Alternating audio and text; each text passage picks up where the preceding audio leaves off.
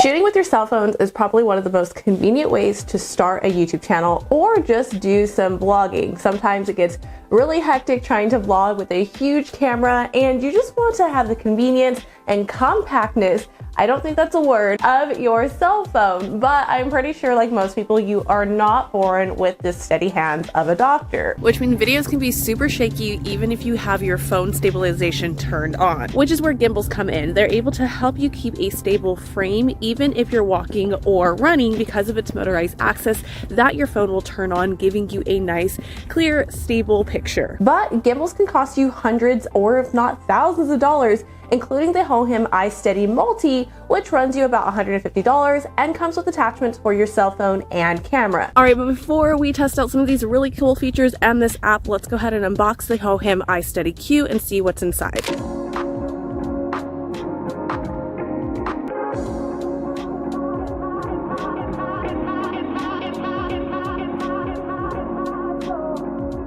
All right, let's unbox. Now, I know before they had a white version as well. This was actually a part of a Kickstarter that they had, but they sent me the black version. I don't know if the white version is no longer available. I'll have the link in the description box below, but oh no, I ripped the box. I always try to do this like really nice. There we go.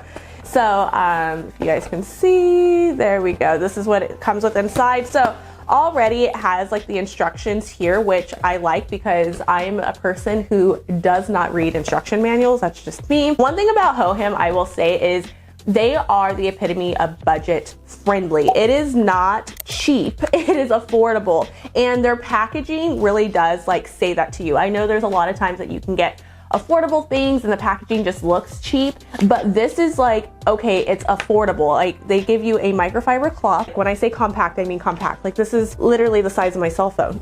Like if I can fit my cell phone in my pocket, this gimbal is gonna be no problem.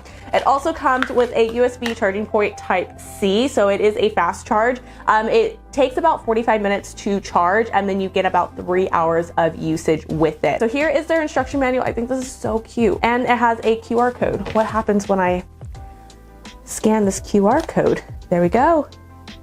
Yes, let's open in browser. It takes me to a YouTube video. That's pretty cool. So again, if you're a person like me and you're like, I do not like reading instructions, I would rather just show me. I'm very much a hands-on show me type of person. I don't like to read things. So if you don't want to go through this book, you can just scan the QR code and it takes you to a YouTube video and it's a tutorial and it'll tell you like how everything works. So that's pretty cool. Okay, so there's a second QR code. I don't know if you guys can see on the box here. And I think this is different. So let us see here. We're scanning.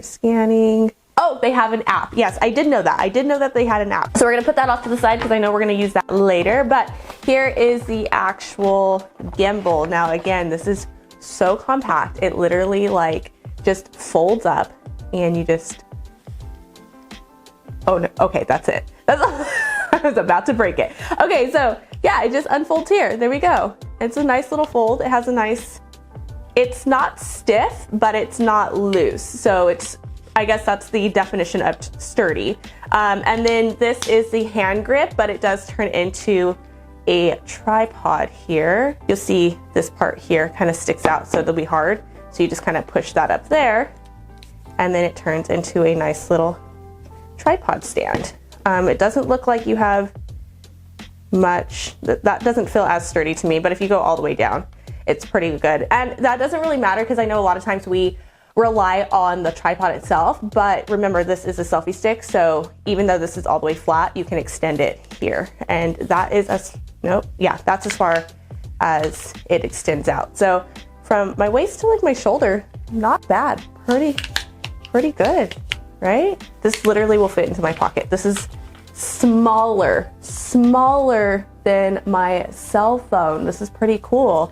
Let's go over some of the features. So again, this is a built-in tripod, which is really nice. The only thing I really have to compare it to, which I love, is the Hohem iSteady Multi. So this one does have a tripod, but you do have to attach it and detach it. So it doesn't come built in like this, again, making it really compact and easy to use, especially for cell phone bloggers or beginner YouTubers. Another thing that's really cool of this is you get a remote, just like all gimbals have a remote to control, because this is motorized. That's one of the reasons why it keeps your image steady, is because there's a motor in there that keeps you steady. So as you walk, it looks like it's moving, but it's just keeping your frame centered, so this way the frame isn't moving too much. What's really cool and I've never seen before is this part actually pops out. I don't know if there is any other ones.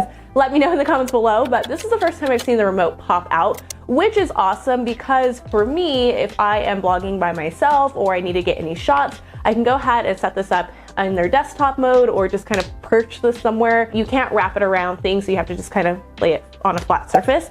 But then it becomes a Bluetooth remote, so that I can control my phone and the gimbal itself with the app and this Bluetooth remote. So I did like that it comes off. A con to this is it's just kind of slides in there, and it's actually really easy. I'm barely pushing it. So sometimes when I was out there pushing the buttons, my finger would kind of just press too hard or press up a little bit, and so it would slip out. That's something to be careful. Even though it does have a track there that slides in, it doesn't get in there as sturdy. It's probably the only thing on this compact gimbal selfie stick that is loose is the remote part. If you do happen to lose this, they do have other ones on their website where you can just purchase the remote by itself. Something else I didn't realize right away was this actually has an on-off switch as well. So at the very top, you're gonna see an on-off switch, and it is battery powered. So it is a button battery, so you just kind of slip at the back, and you have a button battery there. Other than that, you do have a single axis, which is another downfall to this. Everything else, like this one is a 3-axis. The other ones, you'll get like a 2-axis, and all that means is how it tilts your phone on the motor. So you either go tilt, which is up and down, pan, which you pan, or roll, which is the rotating. This one is only a single axis, so all it does when it's in this position is roll. But you can kind of get a second feature if you turn this to its desktop. So it actually locks into place here, and you'll see the head rotates, and then it rotates down. So it creates more of like a tabletop. And with that, you can get the pan effect. And the reason why is because you put your cell phone in here differently. So you put it in this way, and then that's what causes it to pan. And then when it's the other way, so if you turn it back to the regular selfie stick version, you would put your cell phone in just like you would any other device. And then that's where you get the roll. So the motor itself is single, but because of the swivel head mount, you do get that secondary axis, but it's not really. So let's go over the remote features. So on the remote features, you're going to see the buttons. So you have the arrow buttons here, so up and down arrows. That helps you when it comes to the zoom. So press up to zoom, press down to zoom out.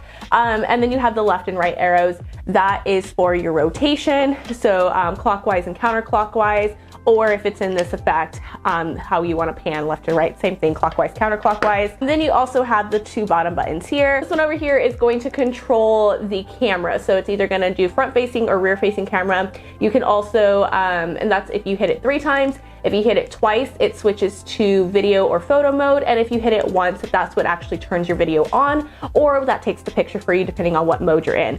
And again, this is all done through the app. If you don't have the app, it's not going to work. And then on the other side, this will help you switch from portrait mode to landscape mode. So if you're wanting to take thumbnail photos or just film a YouTube video, you're gonna wanna be in landscape mode. If you want to take Instagram videos or Instagram photos, then you're probably gonna wanna be in portrait mode. Pretty basic, but really useful again for beginners. This is pretty much all you need. As far as the app goes, it was super easy to connect. So there is a Bluetooth button in the top right-hand corner. You go ahead and just click that, and again, it just connects. Just make sure your device and your Bluetooth remote is both turned on, which the power button for the device is on the side here. You just kind of long press or long hold to turn on, long hold to turn off. But when you're in app, it's pretty cool. So you can see office is a mess.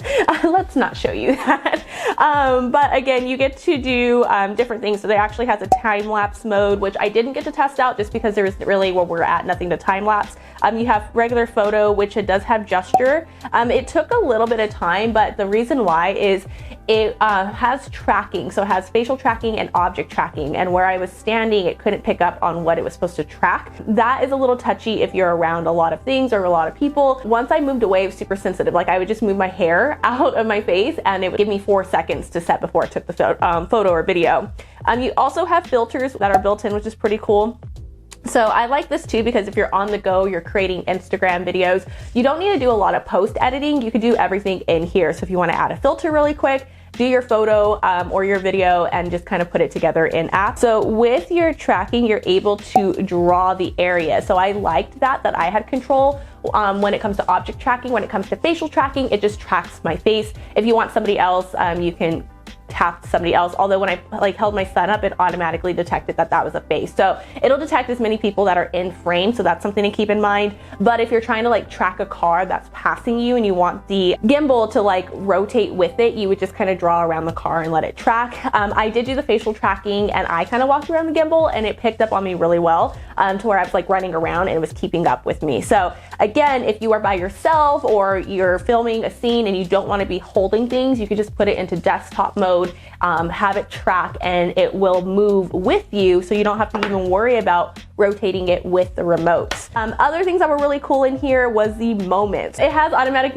music when you do moments, but there is a little music note here, so you can just turn it on and off if you don't want to play the music. But I have tried to manually do some of these transitions, and it's not that it doesn't work, but it's way smoother on the gimbal, and the fact that it does it for you. So again, I don't have to worry about the remote and having to rotate it myself, although you can. This will already do it for you.